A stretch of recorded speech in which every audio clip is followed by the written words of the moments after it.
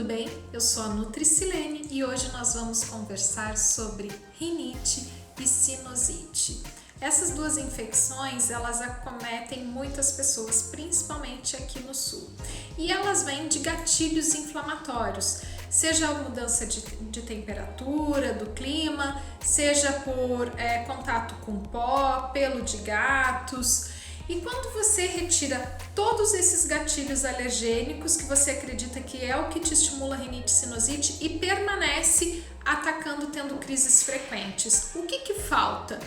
É tirar os gatilhos inflamatórios alimentares. E quais são esses gatilhos inflamatórios alimentares? A gente pode citar o leite, o glúten, também temos alimentos ricos em gorduras saturadas, que são mais pró-inflamatórias, e isso tudo mexe na nossa modulação imunológica e pode dar reações mais exageradas desses processos inflamatórios. Então, em primeiro lugar, a gente precisa cuidar da microbiota intestinal, porque muitos dos gatilhos vêm quando a gente está num desequilíbrio dessa função intestinal, dessa flora intestinal, e isso mexe com a nossa imunidade. Sempre que a gente consome muitas carnes vermelhas, aumenta a população de proteobactérias, que são bactérias que mexem com o pH do intestino, podem fermentar de forma ruim e isso aumentar as nossas chances de ter a rinite e a sinusite. Então, a resposta da rinite e sinusite ela pode ser secundária a uma alimentação errada.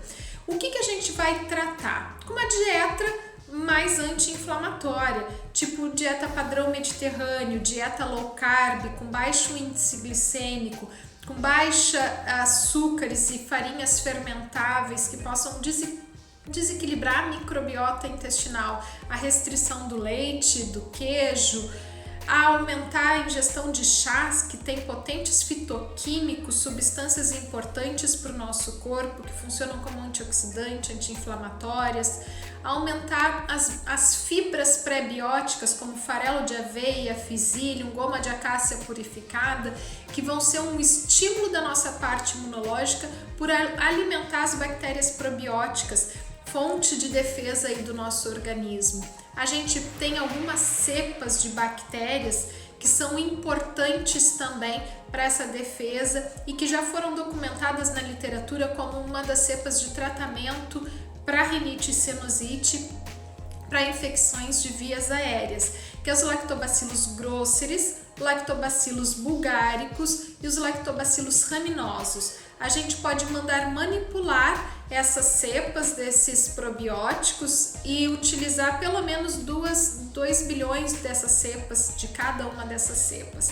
O ideal é que a gente faça também uma ciclagem, que não mantenha por muito tempo essas cepas. Então, mensalmente a nutricionista pode ir alterando essas cepas.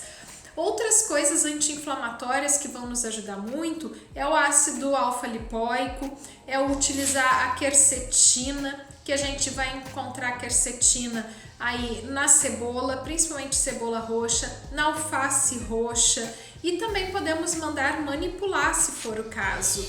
A ingestão de mais ômega 3, que tem uma potenciação anti-inflamatória, vai ajudar a diminuir esses gatilhos inflamatórios da rinite e sinusite e que a gente encontra nos peixes de água fria, atum, sardinha, arenque, salmão, e também podemos suplementar.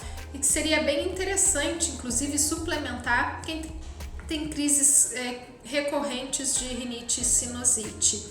E tem o meu queridinho, que eu aconselho para 99% dos meus pacientes, que eu acredito que de custo-benefício é um dos melhores, é o própolis. O própolis tem uma atividade anti-inflamatória, antimicrobiana, antifúngica maravilhosa. As pessoas têm o hábito de utilizar mais para dores de garganta. Só que o própolis, por ter esse amplo espectro anti-inflamatório, antifúngico, bactericida, ele é muito interessante. A gente pode utilizar 20 gotinhas, 2, 3 vezes no dia, e o própolis, quanto maior a concentração, melhor. Também é interessante a gente utilizar o própolis, o extrato de própolis do extrato verde, Existem o marrom e o vermelho que também são potentes, né? Mas eu gosto bastante do verde para tratar rinite e sinusite. E a concentração tem que ser no mínimo 12% VP, né? Um volume por frasco. O seu extrato seco tem que estar no mínimo nessa concentração. Mas a gente encontra aí no mercado os extratos de própolis de 40, 46, 48%.